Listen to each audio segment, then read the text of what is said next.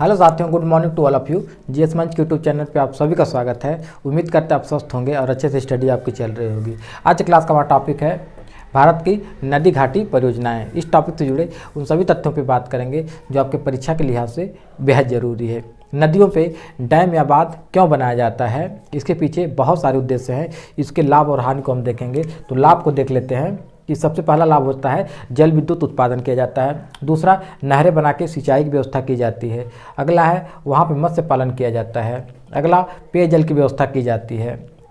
उससे बाढ़ नियंत्रित हो जाता है और वह स्थान जो होता है पर्यटन की दृष्टि से बहुत ही महत्वपूर्ण हो जाता है। साथ ही उन स्थानों पर वन्यजीव अभ्यारण्य की व्यवस्था की जाती है, वहाँ पे वन्य जीवों को संरक्षित किया जाता है। इन सब लाभ को देखते हुए पूर्व प्रधानमंत्री पंडित जवाहरलाल नेहरू ने नदी घाटी परियोजनाओं को मंदिर का संज्ञा दिया है। प्रश्न पूछा गया है कि मंदिर का संज्ञा पंडित जवाहरलाल नेहरू ने किसको दिया है, तो नदी घाटी परियोजनाओं को। इसको आप याद रखेंगे। इसके साथ ही कुछ हानियां भी हैं, जैसे जहाँ पे डैम बनाया जाता है उसके पीछे बहुत बड़ा जलाशय का निर्माण हो जाता है, जिससे वहाँ पे रहने वाले जो जीव जंतु होते हैं या मानव होते हैं उनको विस्थापित करना पड़ता है। साथ ही वहाँ पे जो भी वनस्पतियाँ होती हैं वे भी नष्ट हो जाती हैं। इसके साथ ही यदि हम दीर्घकालीन हानि को देखेंगे तो बहुत लंबे समय के बाद वहाँ पर भूकंप आने की संभावना बनी रहती है। साथ ही यदि डैम में किसी प्रकार की गलती होती है या डैम टूटता है, नष्ट होता है, तो उससे पीछे का बहुत बड़ा क्षेत्र जल भराव की स्थिति में आ जाएगा, जिससे बहुत ज़्यादा जनधन की हानि होगी। तो यह तो रहा कुछ हानि। इसीलिए इस हानि को देखते ही नर्मदा नदी पे जब बांध बनाए जा रहे थे तो वहाँ पे नर्मदा बचाव आंदोलन चल रहा था। नर्मदा नदी पे जब बांध बनाए जा रहे थे तो इन्हीं सब कमियों को देखते हुए, इन्हीं सब हानियों को देखते हुए नर्मदा बचाव आंदोलन चल रहा था, जिसकी प्रमुख नेता थी मेधा पाटेकर। मेधा पाटेकर, यह प्रश्न पूछा जाता है कि मेधा पाटेकर किससे जुड़ी है, तो नर्मदा बचाओ आंदोलन या नर्मदा बचाओ आंदोलन की प्रमुख नेता कौन थी, तो मेधा पाटेकर। इसको आप याद रखेंगे। आइए अब हम नदी घाटी परियोजनाओं को देखते हैं। हम उन्हीं नदी घाटी परियोजनाओं को या उन्हीं डैम को इसमें शामिल किए हैं जिनसे एग्जाम में प्रश्न पूछे गए हैं या बहुत ज़्यादा इंपॉर्टेंट है, आगे पूछे जा सकते हैं। साथ ही आप क्या करेंगे, जब एग्ज़ाम होने वाले रहेंगे उस समय तत्कालीन समय में जो बांध किसी कारणवश बहुत चर्चा में रहेंगे उसको आप ध्यान देंगे। आइए शुरू करते हैं। यहाँ पे तुलबुल, किशनगंगा, बगलिहार, दुलहस्ती और सलाल 5 परियोजनाएं हैं जो जम्मू कश्मीर में हैं। जो ये सब जम्मू कश्मीर में है, जम्मू प्लस कश्मीर। तुलबुल जो है यह झेलम नदी पे हम देख चुके हैं। हमारा जो नदियों का टॉपिक है, आप नदियों को टॉपिक को अच्छी तरह से कवर किए होंगे, तो ये जो नदी घाटी परियोजनाएं हैं इनको याद करने में आपको सहायता होगी। यदि आप नदियों का टॉपिक मेरा नहीं देखे होंगे तो जाके आप नदियों का टॉपिक जरूर देखिए। जो तुलबुल परियोजना है यह झेलम नदी पे है। जो तुलबुल परियोजना है झेलम नदी पे है, और जो किशनगंगा परियोजना है ये झेलम की सहायक नदी किशनगंगा उस पे निर्मित है। और जो किशनगंगा परियोजना है इसके निर्माण पे पाकिस्तान ने विरोध किया था, क्योंकि जो सिंधु जल समझौता 1960 का है उसका यह उल्लंघन कर रहा था, ऐसा पाकिस्तान का मानना था। इसके बाद बगलिहार, दुलहस्ती और सलाल, ये जो तीनों परियोजना है, बगलिहार, दुलहस्ती और सलाल जो तीनों परियोजनाएं हैं ये चिनाब नदी पे हैं। किस नदी पे हैं? चिनाब नदी पे।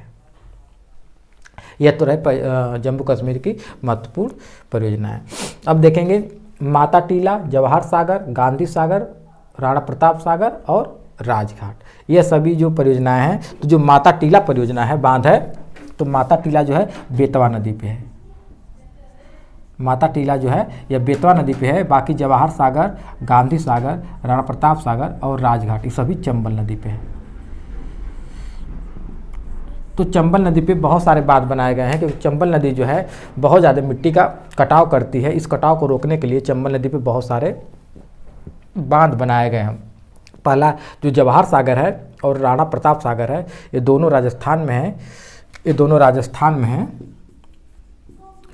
और राणा प्रताप सागर राजस्थान में है, जबकि जो गांधी सागर है यह मध्य प्रदेश में, और राजघाट भी जो है यह भी मध्य प्रदेश में है। इसको आप ध्यान देंगे। अब हम आते हैं नर्मदा नदी घाटी परियोजना पे। तो नर्मदा नदी घाटी परियोजना पे बहुत सारी परियोजना डैम बने हैं। एक सरदार सरोवर, इंदिरा सागर, जो सरदार सरोवर बांध है, इंदिरा सागर, बरगी है, ओंकारेश्वर है और महेश्वर है। ये जो पांचों बांध है ये सभी नर्मदा नदी पे निर्मित हैं। सरदार सरोवर बांध, इंदिरा सागर बांध, बरगी बांध, ओंकारेश्वर बांध और महेश्वर बांध।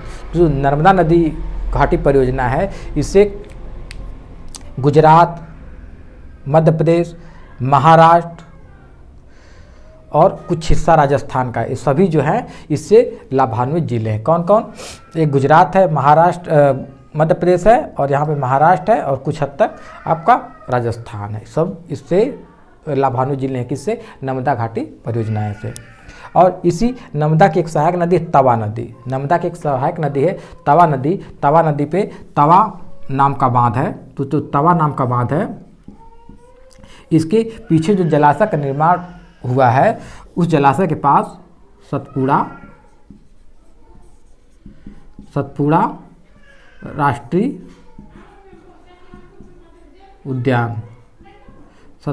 उद्यान का निर्माण हुआ है और उस पास ही में बोरो वन्य जीव अभयारण्य बना हुआ है।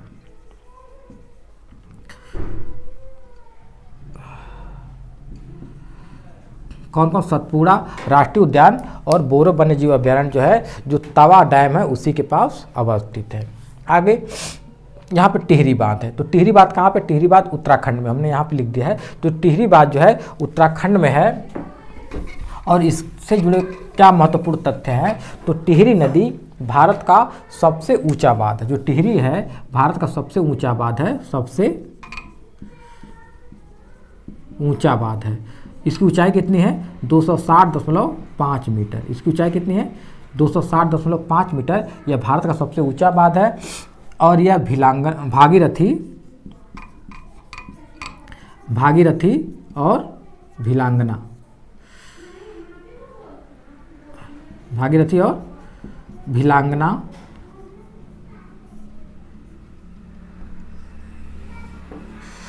भिलांगना की का संगम जो है, भागीरथी और भिलांगना का जो संगम है उससे 1.5 किलोमीटर आगे टिहरी नामक स्थान पर टिहरी बांध बना हुआ है और इसकी जो ऊंचाई है 260.5 मीटर है, जो भारत के सबसे ऊंचा बांध है। और इस बांध के पीछे जो जलाशय का निर्माण है उसका नाम है स्वामी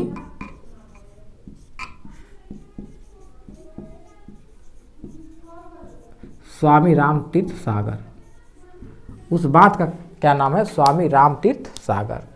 यह टिहरी बांध से जुड़ा हुआ महत्वपूर्ण तथ्य था। अब आते हैं भाखड़ा नांगल बांध।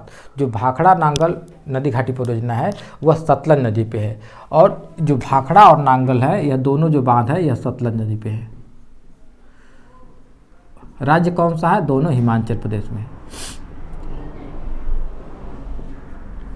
जो भाखड़ा बांध है उसके पीछे जो जलाशय बना हुआ है उसका नाम है गोविंद सागर जलाशय और भाखड़ा बांध के आगे सतलज नदी पे नांगल बांध बना हुआ है।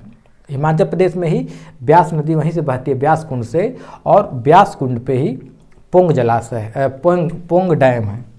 जो पोंग बांध है ये कहाँ पे है? यह भी सतलज नदी पे है और हिमाचल प्रदेश में है। और पोंग बांध के पीछे जो डैम बना हुआ है उसका नाम है महाराणा प्रताप जलाशय।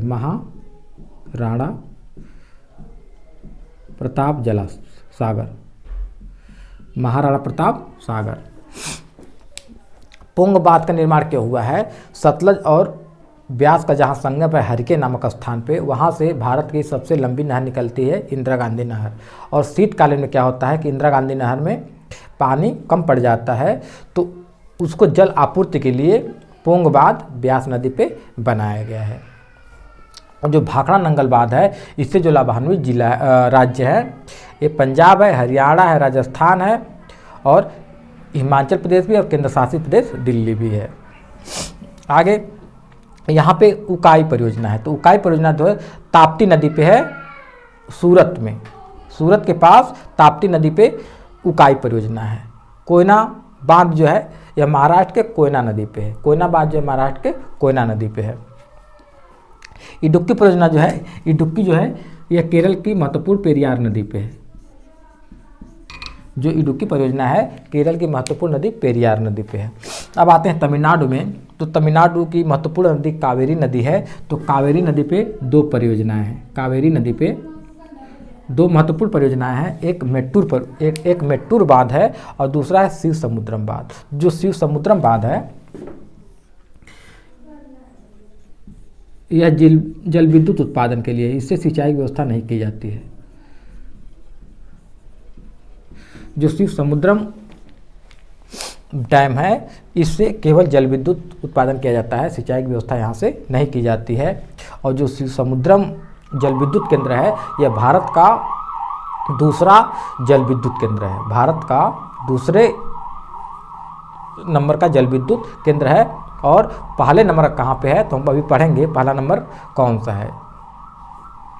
आगे अलमाटी, श्रीशैलम और नागार्जुन, ये जो है कृष्णा नदी पे है।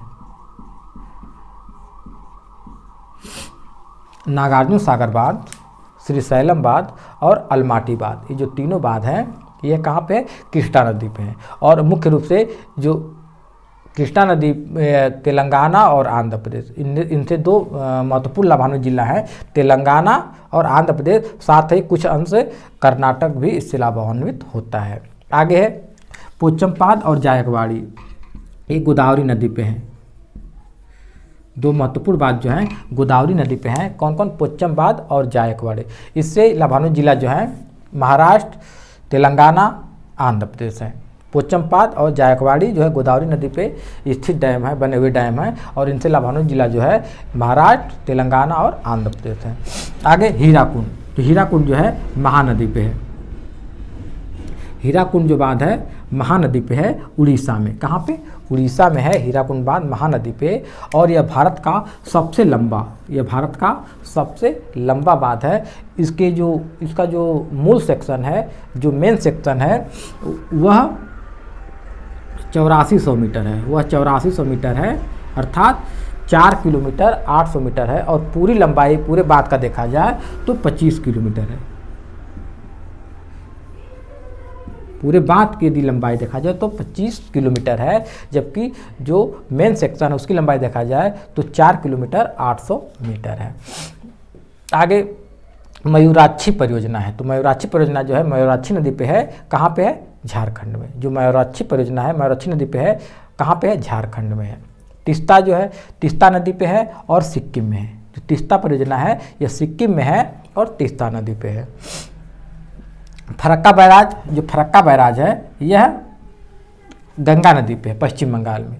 जो फरक्का बैराज है यह गंगा नदी पे है। कहाँ पे है, पश्चिम बंगाल में है।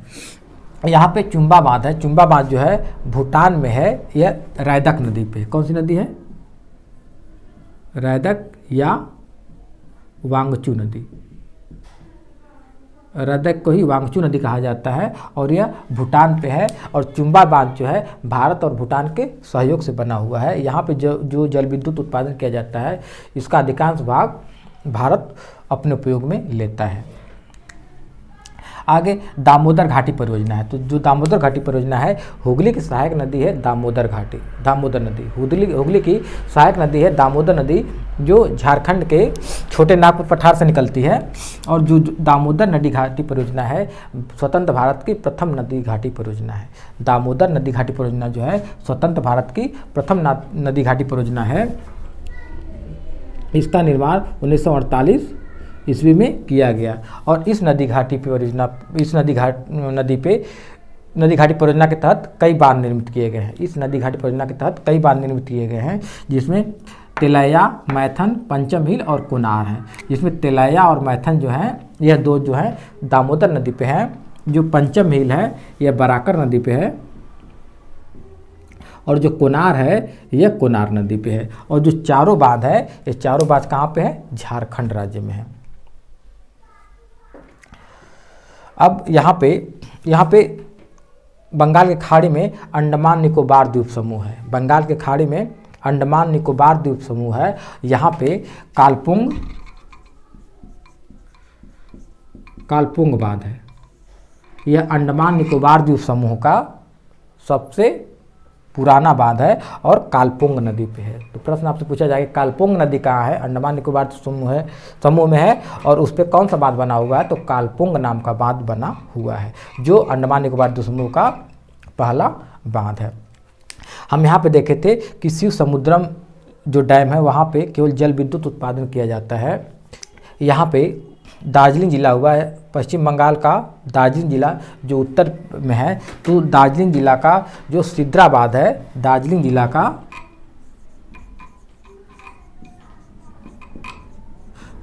जो सिद्रा बांध है, तो दार्जिलिंग का सिद्राबाद स्थान जो है वहाँ पे भारत का प्रथम जल विद्युत उत्पादन केंद्र स्थापित हुआ था। तो प्रश्न आपसे पूछा जाएगा भारत का प्रथम जल विद्युत उत्पादन केंद्र कहाँ स्थापित हुआ था, तो दार्जिलिंग के सिद्राबाद में। प्रश्न पूछा जाएगा भारत का द्वितीय जल विद्युत उत्पादन केंद्र कहाँ स्थापित हुआ था, तो शिव समुद्रम में। भारत का द्वितीय जल विद्युत उत्पादन केंद्र कहाँ स्थापित हुआ था, शिव समुद्रम में। अब भारत का प्रथम जल विद्युत उत्पादन केंद्र कहाँ स्थापित हुआ था, तो दार्जिलिंग के सिद्राबाद में। ये भी तथ्य आप याद रखेंगे। इस प्रकार हमारा यह टॉपिक कंप्लीट हुआ। उम्मीद करते हैं आपको अच्छा लगा होगा। धन्यवाद।